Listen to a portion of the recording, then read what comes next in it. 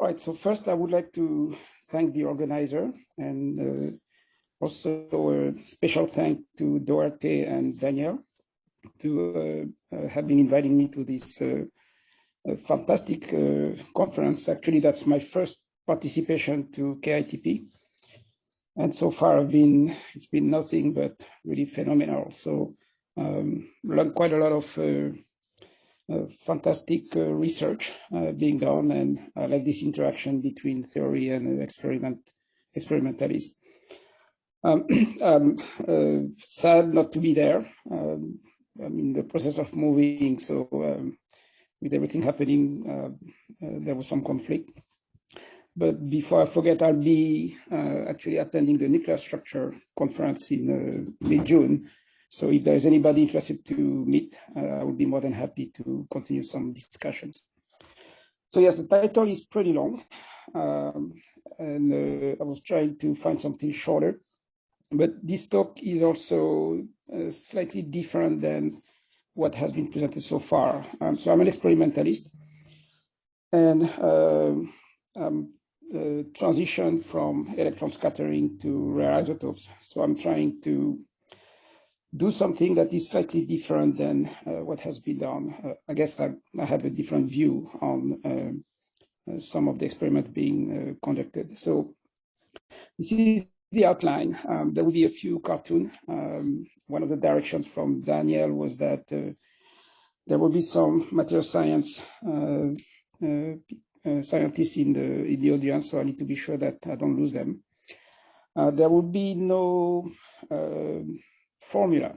I want to actually flip a little bit the script here in regards to fostering some possible collaboration. So, all right, so let's start. Human and nature, two sides of the same coin.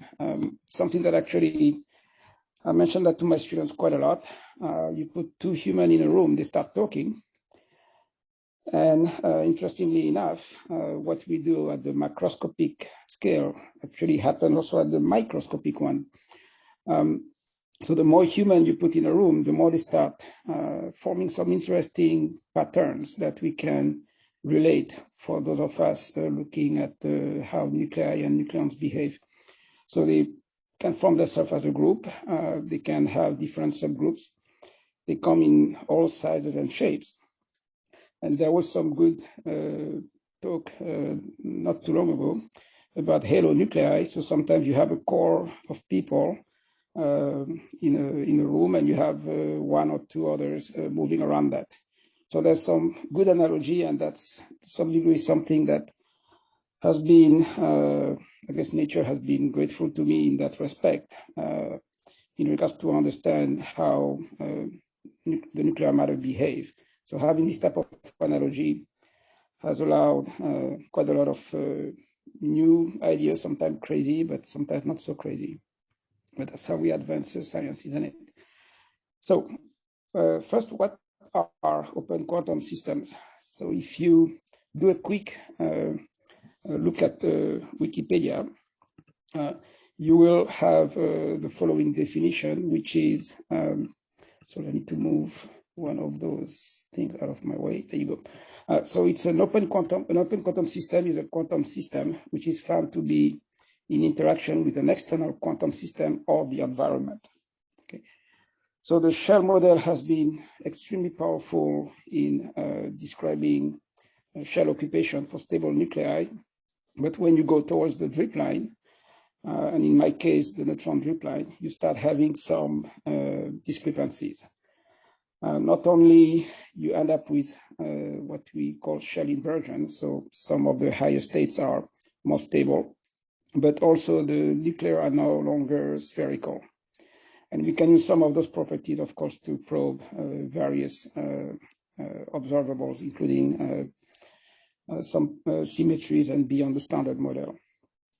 So again, the standard model has been very good to describe, is very good to describe closed system, but when you go higher and higher in energy, you reach a threshold, in this case, the one neutron separation energy, where the interaction becomes such that you end up with a strong interacting system with with the environment.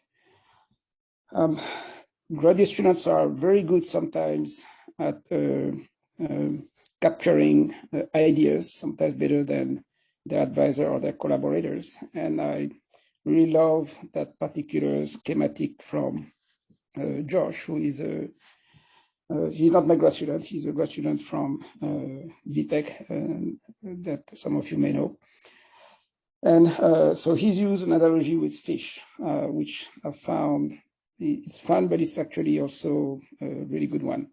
So this is our standard model, right? So you have a fish in the trenches and all happiness.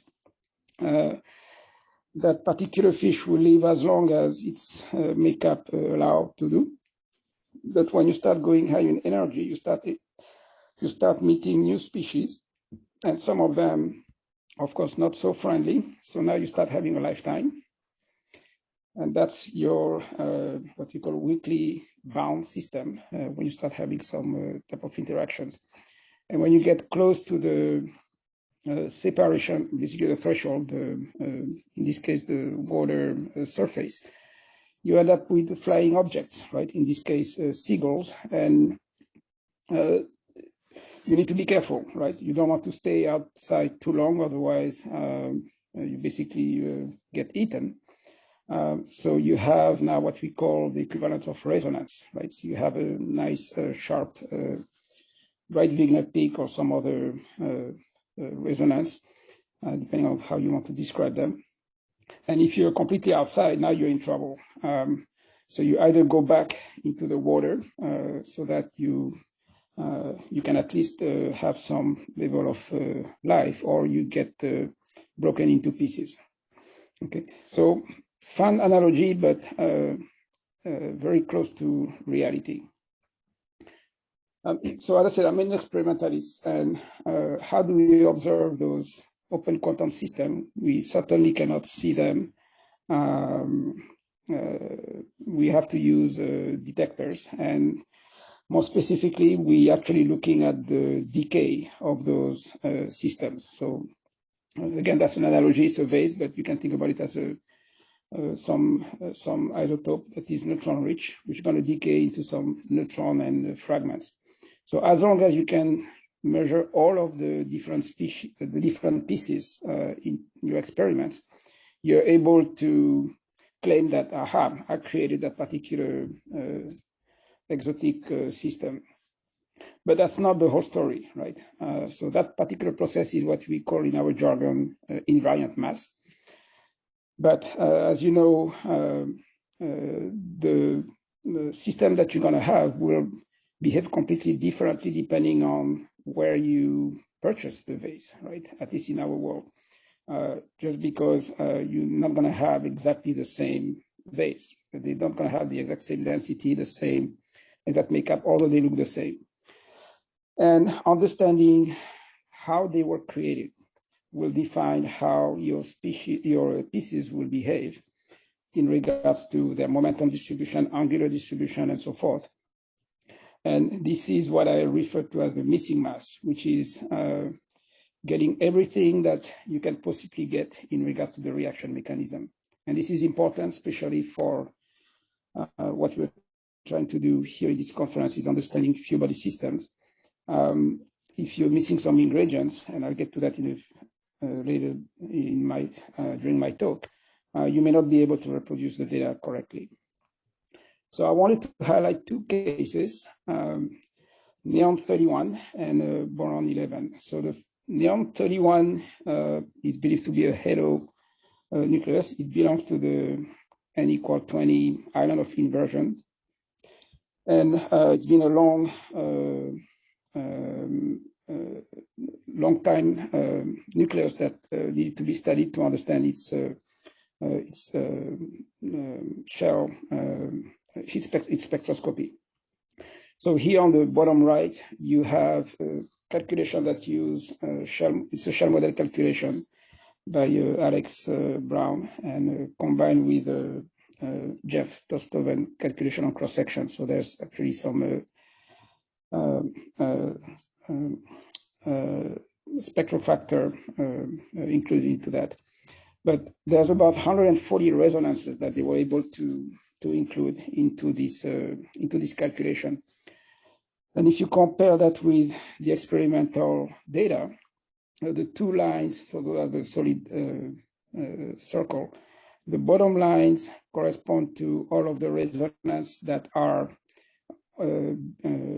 only below the 1 neutron separation. So that means they can only emit 1 neutron. And the top one is when you have 2 neutrons that can be emitted. Now, of course, experimentally, that particular setup was only focusing on reconstructing the fragment, which is the neon 30, and the neutron. So even though you may emit 2 neutrons, the reconstruction is only only taking into account 1 neutron. But the overall behavior of this decay energy is actually pretty good. And of course, the true answer is somewhere in between, right? So that's one. So in other words, just measuring the two fragments, we were able to reconstruct neon 31 and get some insight about the different, the spectroscopy of that particular isotope. On the right side, this is actually fresh out of the box because this paper, we were just accepted for in PRL this morning, as a matter of fact. So this is delayed proton resonance that was looked into. So the behavior of the halo structure is an open quantum system. And here is the same, but the characteristic of that search was to look for that particular resonance, which now indicate that it is also an open quantum system, basically. So the solid and red and the dash greens are basically our matrix calculation, taking into account the 1/2 plus and 1/2 minus spin, and the purple is the Coulomb contribution. So lower energy on the right, it was a beam of 358 keV, while on the left side, it's 100 MeV per nucleon. But so that means two different tools to be able to probe those systems, but the same principle: measure the decay product, combine them, that give you the mass, and by subtracting the constituent, you get spectroscopy behavior, or looking at the distribution in the center of mass energy, you can get this particular resonance. So there's basically a tool. This is a tool for us to probe those open quantum system. But when I started on my talk, I was able to review some of the previous ones that were done earlier during the conference, and that triggers some a different trajectory in regards to this particular talk. So what else can we do? So let's do a little step back right now and look at what happened when you're dealing with electrons. So they're point particles. That means you don't have to worry about strong Coulomb repulsion and strong interaction when you have the two systems colliding. But you have a way to actually probe in a very clean way your nucleus. So whether it's you're looking at nuclear resonance, nucleon resonances, or the nuclear resonance, it has proven to be a powerful tool to do that. And not only using photons, but by using electrons, you have access to the longitudinal polarization, which means now you have you can dial the Q squared, right? The virtual photon momentum that is exchanged to your system. So that allows you to do a lot of very interesting measurement, and one of them, just pick one, is the accuracy of the one photon approximation, right? And so the Born approximation that is known basically infer that when you have an electron colliding with a target, the energy that is transferred is being done through the exchange of only one photon. And the question has always been, okay, what about higher order where you can exchange more than one photon? So just looking at the Coulomb sum rules, which tells you about the charge distribution of the nucleus, there's a long-standing issue, which is a quenching of about 70% of the nuclear response. And this is not only with electron scattering, even in removal reaction using ions and rare isotopes, you have actually a consistency between those measurements. There was a dedicated experiment that was done at JLab back in the early 2000s, and some new results were presented in January, which seems to be in agreement with those old data. So there's still going to be about 70% quenching based on what was presented. But it's not only the charge distribution.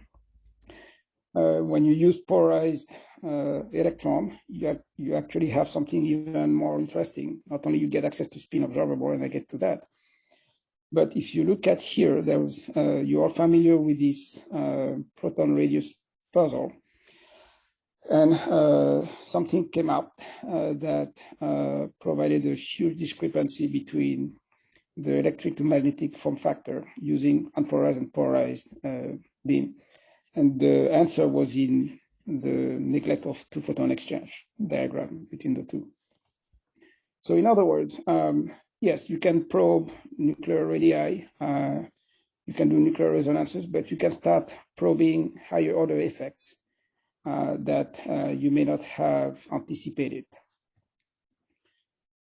There's another one that I wanted to highlight, which is the concept of duality, where you can actually describe the overall behavior of your system by either using high energy model or low energy or lower energy in the low energy regime. So in this case, you have, for example, a Regé calculation, which integrates over all meson exchange, compares to the behavior of the nuclear resonances when now you're dialing the Q square, so the energy that you're transferring to your system. So it's remarkable that they all follow the exact same path. And that is fantastic because now you have two ways to describe your system. You can use the high energy approach or the intermediate energy, and they should overlap in some form, at least on the average response. So one question is, of course, can one do the same thing, but now using low energy nuclear physics, so which is dedicated to looking at those open quantum systems and intermediate energy nuclear physics. In other words, are there some tools that we can use from one regime to be able to describe the other one? And this is not, of course, something that we often do, but that's this overlap is something that, at least personally, I'm interested in looking into how to be able to do that. Two different regimes, GeV versus a few hundred MeV per nucleon, but again, there should be some overlap somewhere. So now let's go back to our isotopes. So we are very fortunate and exciting. It's an exciting time.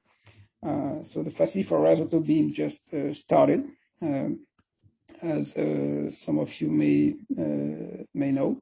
It's located in Michigan. And actually, our first experiment was done last week, so May 10th. Or actually 2 weeks ago, 10 days ago. And the precursor, the National Superconducting Lab, had energy up to about 100 MeV. But with Efimov now we're getting to 200 MeV, and there's already a plan to go to 400 MeV. So that means a few things. One is this facility has the highest power right now in the world to do this type of science, which means we're going to be able to produce a lot of new isotopes, on the order of about 3,000, give and take. And with a high intensity as well. So useful to probe a lot of different processes. So some of us are interested in the R process along the neutron dripline, relevant to astrophysics, as well as the P, RP, and intermediate process. So I belong to a collaboration called the MONA collaboration, which is a collaboration of undergraduate institutions and we have been looking at neutron-rich nuclei along the dripline. And with FRIB now, we're going to be able to push that limit to a heavier nuclei. Okay, so how do we do that? It's actually going to be somewhat of it's a mix between excitement and nightmare because we're going to be operating in two different experimental vaults. One that we start next year. We actually have two approved experiments, and one roughly in 2030. So I'm going to mention what those setups are, but those blue boxes with the line through it and that one are neutron detectors. So they were designed to measure neutron-rich nuclei. And this is the conventional setup. So you produce some unbound nucleus that breaks down into some fragment that is swept with a dipole to some charge detector system, and the neutrons are measured. And again, going back to my earlier slide, you combine this information and you get the mass of your unbound nucleus. Here, we're just combining the 4 momenta. And if you subtract the constituent, now you have access to spectroscopy and shell population, and you can do shell evolution as well if you look at the different slew of isotope or isotopes. So on the bottom right, this is some results that was looking at the lifetime of oxygen-26, decaying into an oxygen-24 into neutron, but that also show another path, which is decay between through oxygen-25. Okay, so you have a direct population, a direct decay, and you have a sequential decay. You remember again the vase analogy. So these results were obtained using a fluoron beam. That was the dedicated experiment. But the way the beams are produced, this type of rare isotope, you always have a slew of them into your beam hitting the target. It doesn't matter how clean you want to separate, you're always going to have a few bonus beam, as we call them. So we looked at the same response, but now using neon, which was inside the data. And interestingly, you can see that the ground state is highly suppressed when you use neon versus fluorine. And the interpretation for that is that we may be sensitive to a multi-sequential decay going through oxygen-27. Sorry, Paul, you have 5 minutes left. Yep, I'm almost done. Thank you. And Kevin will give a talk tomorrow, so we actually work with him to be able to interpret this data. But this is fascinating in the sense that, it's the same isotope, but of course, depending on which type of beam you're using, one may have a halo type of structure. You can actually get insight not only about your unbound nucleus, but also about the incoming your incoming beam. All right, so what else can we do? I know you all ate and you probably already digest, but if I give you the recipe of this particular dish and I give you a week to try, and we all gather and eat, it's not going to taste the same, right? Even if we have the same recipe. And this is because we're not going to put the same amount of ingredients. The spices will be different slightly. Even the different vegetables or the fish or the rice will not be bought from the same place. So this minute difference make it to have a different taste. Going back to the analogy, So understanding how we create those isotopes is extremely relevant because it gives some additional insight about this open quantum system and therefore the interaction with the environment. But you need, of course, particular devices. So one of the ongoing project that should be completed within a year is to develop a specific target that will be used for high energy beam, which was in my title, to actually look at all of the products from the reaction mechanism. So giving more insight about, as I mentioned, comparing different beams, looking at the same isotopes. And I mentioned electron scattering. This is meson electroproduction. And to really get a handle on a particular reaction mechanism, at least in that case, you have about 36 observables, and the majority of them require some form of polarization.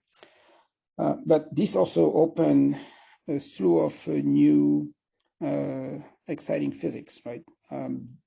Deeply virtual content scattering, partner distribution, and so forth. And there's a full program now on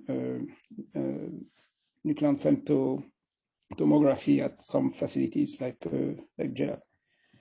So why do I say that? Well, there was a fantastic talk by Miko, so I don't have to go too much into the details, but she did highlight the deficiencies of some of the measurement in ND elastic scattering and ND breakup, which are the best tool right now to at least identify a first principle in regards to nuclear forces. But there's no reason not to expand that. And you can actually produce a rare isotope with a given polarization. You just have to have them hitting your production target at an angle different than 0. And now you have access to a new tool to probe spin observables. Right? So this is just showing the energy dependence for some reactions of the polarization. Let me go this way because I don't want to run out of time. So this happened for both removal and pickup reactions. And one of the study that we're trying to put in place this summer, as a matter of fact, is to identify, is to actually measure this, the incoming beam polarization on target. So what that means is that for an experiment running at EFRIB or some other facility, there may be a way to actually, using the same setup by monitoring the incoming beam polarization, to basically have unpolarized and polarized observable at the same time. And you do that pretty much in parasitic mode. There is a real caveat, but that's the idea. So this will expand the ND studies that Nika showed yesterday. And lastly, there has been some talks about building a storage ring. And that opens another exciting possibility, which is coupling LINAC to that storage ring. And now you can expand electron scattering to rare isotopes. So this is not new. There are a few facilities, or at least one in operation and others in the work at in Ganil, Fair, and also in Russia, Derika. They're actually planned to build 2 storage rings, a low energy one and a high energy one. This is EFRIB. And so this will be exciting because now you have, you will be able to access not only what I'm going to call standard rare isotope research coupled to electron scattering. And if one is able to build a polarized electron-positron beam, that opens even more more possibility. And this is just some calculation to show that you can do you can measure radii of nuclei. Okay, so it's time to perfect. So in summary, so we are very excited about the start of EFRIB. This will certainly push our understanding of the nuclear matter in a completely new regime, get access to new exotic nuclei, test the location of the neutron dripline, and I didn't mention anything about exciting research in accelerator, isotope harvesting, and so forth. But my interest, and that's why I'm really excited to be here, is what else we don't expect, right? Which is always the exciting part in the data. And so I'm open to new ideas, theory or experimental, that will push the limit of those type of studies. I see just my group, and yep, that's it. Thank you. Thank you very much.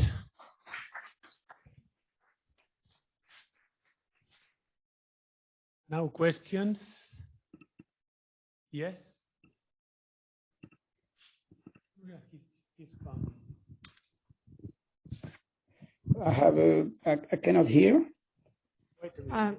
Hi, Oh, thank much you. better. Yes. Thank you for the talk.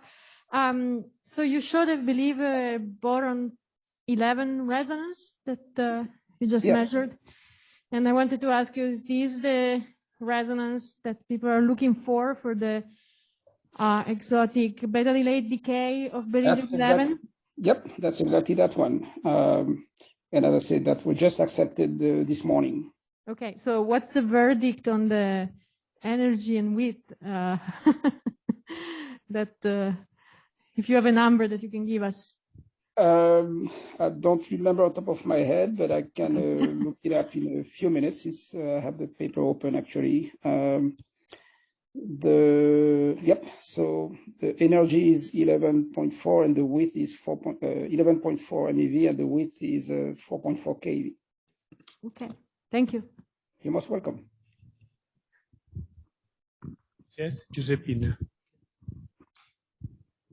Hi, I was appreciating a lot your comparison between the electromagnetic interactions and this kind of world. So since the concept of reconstruction by missing mass and so on, in electron scattering, there was a lot of discussions, of course, for example, measuring momentum distributions, it's a business, a spectral function, just because of the final state interactions and so on. So in this world, it must be much more complicated to do that. So is the role of the theory more important and certainly is more demanding for theorists to give a contribution in this field. And another question is when you talk about having electron or positron on that. I remember that there was the point that luminosities were important and so on, and how it's going to be here, because I guess it will be difficult to let beams interact, have luminous beams. Yes, so before I start, I don't know if you remember me, but I worked with Marco Trini a while back. So I'm glad to see that you're here. So in regards to theory input, I didn't mention too much. So Belen, for example, she's working on nucleon correlation. So yes, theory input is needed always. I feel personally that there's not enough interaction, which I love this conference. Now it's not difficult.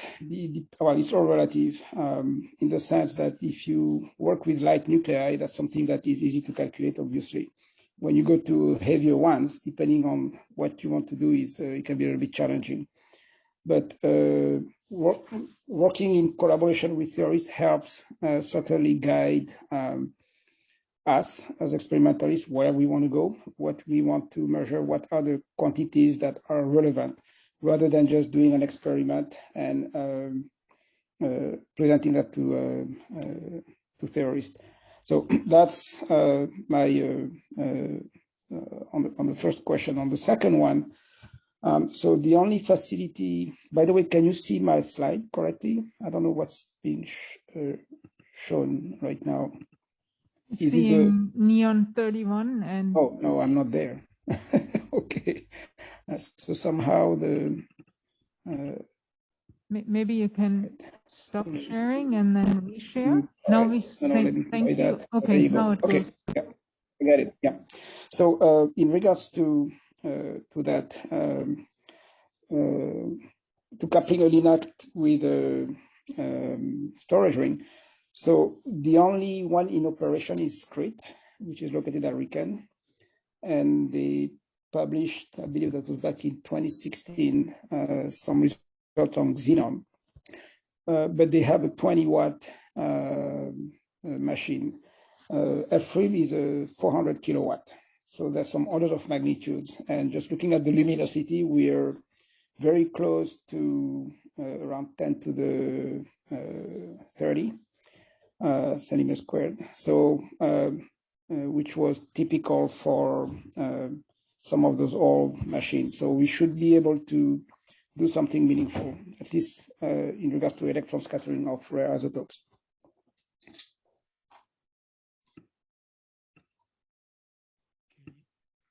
Are there other questions in the audience? No? So let me ask a question. Yes. I don't know if it is a question or a remark. Maybe you saw yesterday the talk of Emiko Yama, and you can see that in the resonance case, which is the genuine open systems, we are very bad. Mm-hmm.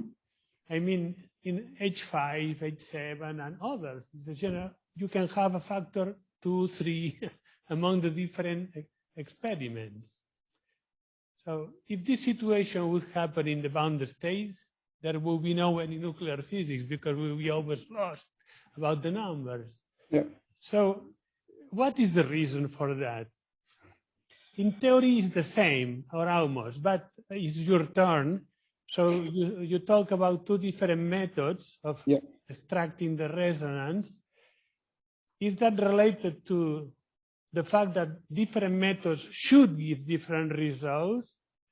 Or what happens? But it's something that, to my opinion, is the dark side of nuclear physics. So my response is the following. Number one,